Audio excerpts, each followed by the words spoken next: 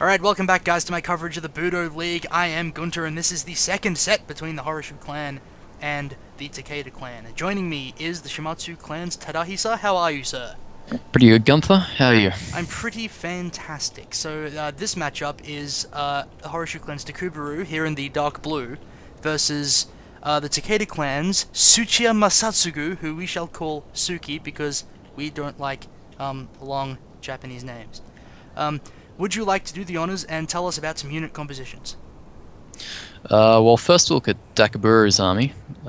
He has, let's see, 1, 2, 3 units of bow warrior monks. He has Yarishigaru, 3 units of them. He has 1, 2, 3, 4 units of lone swords.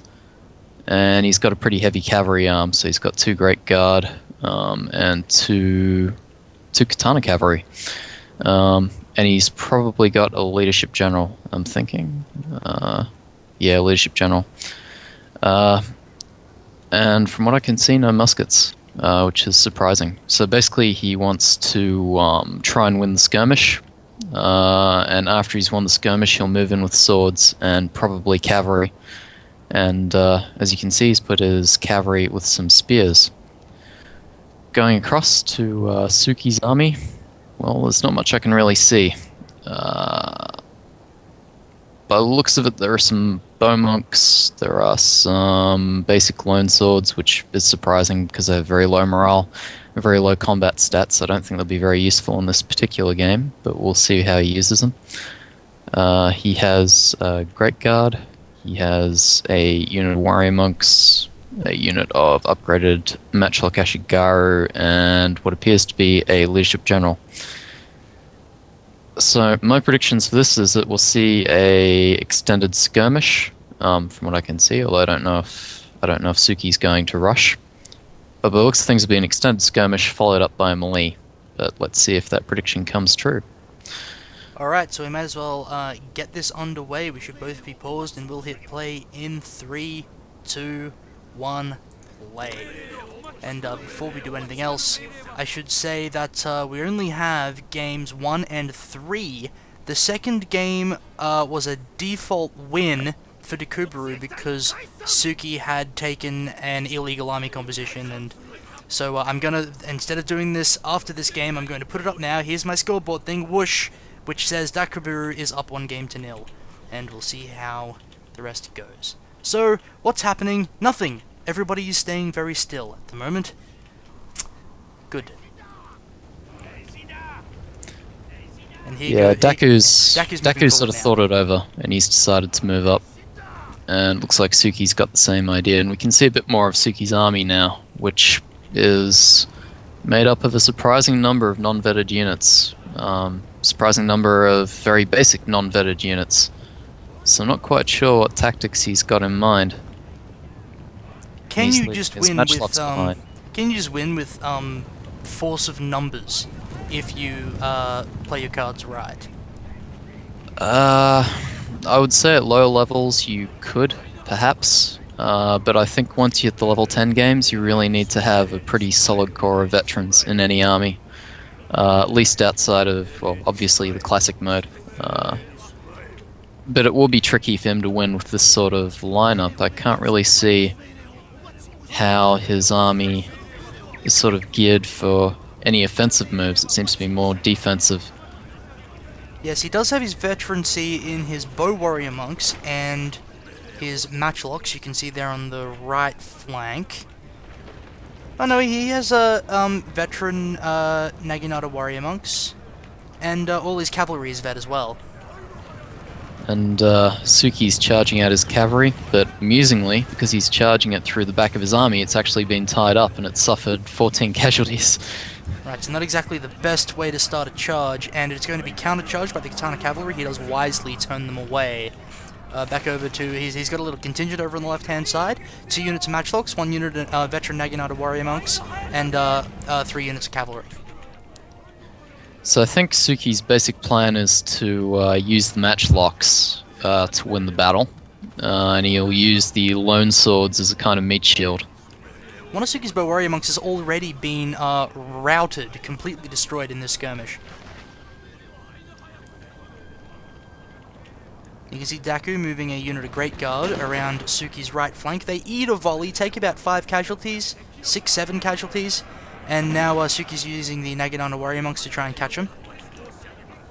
Meanwhile, the skirmish continues in earnest.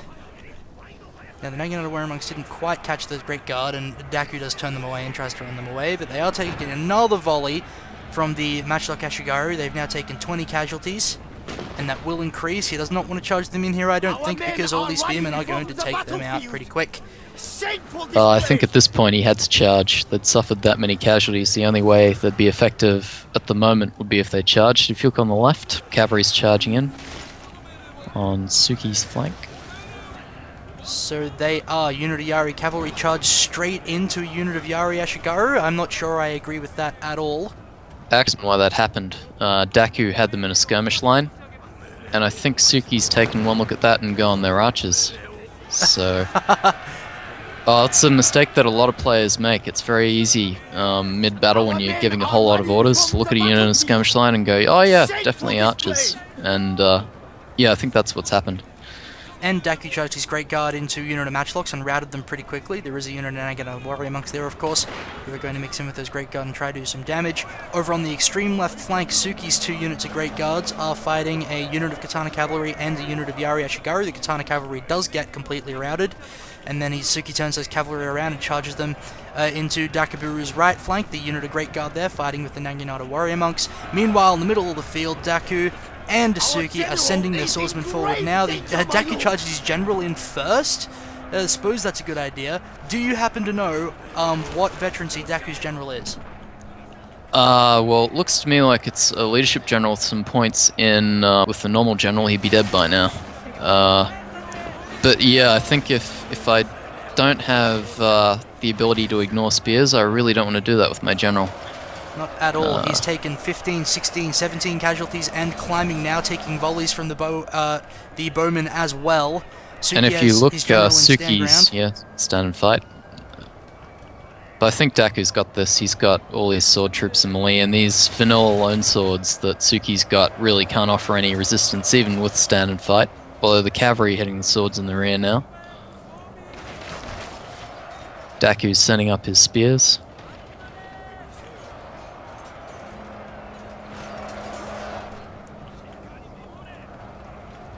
I don't know, I thought this would be easier for Daku, just looking at the initial lineups, but it looks pretty close.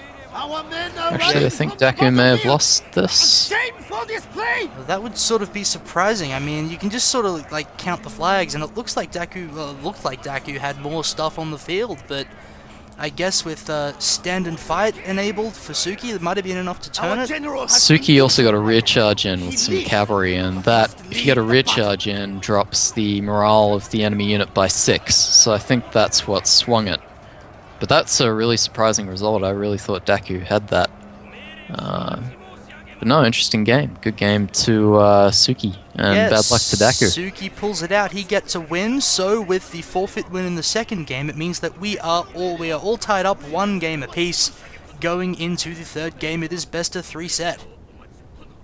Okay, here we go. This is game 3. We are 1 game apiece. Joining me is the Shimatsu clan's Tadahisa. Tadahisa, tell us what our players have done differently, at least that we can see.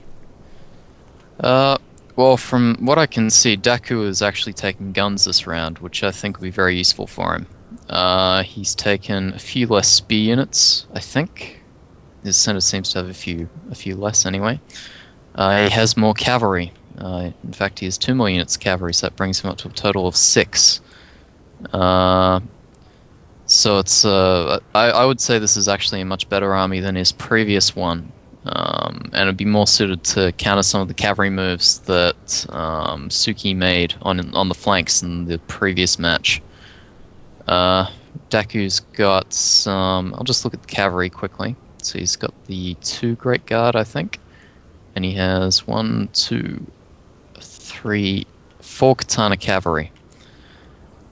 So this is a bit of a change. I think he's anticipating lots of swords. Either that or he's just hoping to send the Katana Cavalry through the center of Suki's army. which is another possibility. But I think in this match, Daku's really going to have to keep his spears with his swords a lot more. Otherwise, Suki's going to just simply put cavalry through the rear like he did in the previous match. He's also going to have to protect those matchlocks from any cavalry moves through the flank and rear, so yeah, this will be interesting. And looking at Tsuki's army, again, we can only see the 8 or so units, but it looks like he's taken the same lineup. But we've got to wait till that comes out of the forest. And both generals have the leadership general by the looks of it. So anyway, I'm ready to go when you are. Alright, let's get this underway. We should both be paused. We'll hit play in 3, 2, 1, play. Now, Daku didn't take matchlocks in his first game, and he's taken them now. How important is actually having matchlocks in your force? I mean, they do lots of morale damage and actual damage besides. How important are they? Well, I have mixed views on matchlocks. When I first started out, I rarely used them. Then I sort of started using them in small quantities. Then I've only recently started taking 2 in my army, whereas before I just had the 1. I think they're very, very good at shutting down attacks, and they're very, very good at stopping your opponent from moving, but by the same token, they're a real pain to defend, and they're very difficult to set up sometimes. It can be very... I mean, a lot of players say that friendly fire doesn't exist. Well, I think that's not the case. You suffer a lot of casualties if your units are being shot into by your own muskets. So I always see them as a very awkward unit to use, but I think you definitely need 1 or 2 on the battlefield. I'd say even in competitive games, having more than 2 is not worthwhile, just simply because of the friendly fire issues, of the positioning issues, of the fact that they have difficulty turning to target enemy cavalry units. So they're sort of a glass cannon, very powerful but very fragile at the same time. Right. So Tsuki has moved out of the forest. He has, and he has more or less the same army, so a lot of vanilla units. He has more archers this time, which is a change, and I think fewer muskets. Like I said, you only really need 2 muskets. Any more than that and you'll have real problems maneuvering your army. At least in my experience, others might disagree with me. Now Tsuki's splitting his army up in... well, he's spreading his army out into one long, thin line, which is not something that I would really agree with at all. Yeah, I don't know, I have a neutral opinion on it at the moment. We'll see what happens. I mean, I'm just thinking because of what it means is, like, you can see Daku's going, okay, I'm just going to charge straight through the middle of you and break you up. That's what he's doing right now. Katana Cavalry in wedge formation going in first, but getting caught by the Ariashigara moving out front. The Katana Cavalry is still probably going to manage to reach the line. 2 other units of Katana Cavalry on the left and right of those first 2 units smashing through the line, and the Lone Sword Ashigaru following them up behind. This is a pretty aggressive attack from Daku. Yeah, I think what Tsuki needs to be doing right now is trying to turn in on the flanks, but as you can see, Daku's cavalry are already out there, so that sort of pinned down that move. He's got his own muskets firing into the back of the melee. And yeah, I think stretching out your line with swords in the center is certainly a bad idea. I didn't spot that straight away. But I do agree that was a bad move. And I think this is pretty much over as soon as it's begun. Daku's just rushed in. And he's doing a lot of damage right now. Tsuki's units are red and wavering in the center, and they have been pinned down on the outsides by some of Daku's flanking units. So Tsuki cannot maneuver at this point. He's completely at Daku's mercy. And as you can see, Tsuki's tried to put cavalry out the back, but they've just been wiped out by the muskets. So that's one of the advantages of having muskets in your rear rank. It just protects that rear part of your melee troops. And some of the better rushers in this game tend to use that tactic. It makes them very difficult to defeat. Tsuki's general is now being completely overwhelmed by this huge mob of swordsman units and katana cavalry from Daku. He has managed to pull a unit of Naginata warrior monks from the flank back into that ball, but it does not look good for Tsuki's general. In fact, I think he's dead. Is he? Yeah, it looks like he's gone down. Warcry goes up from the warrior monks, but that's going to be in vain. This has gone all one-sided.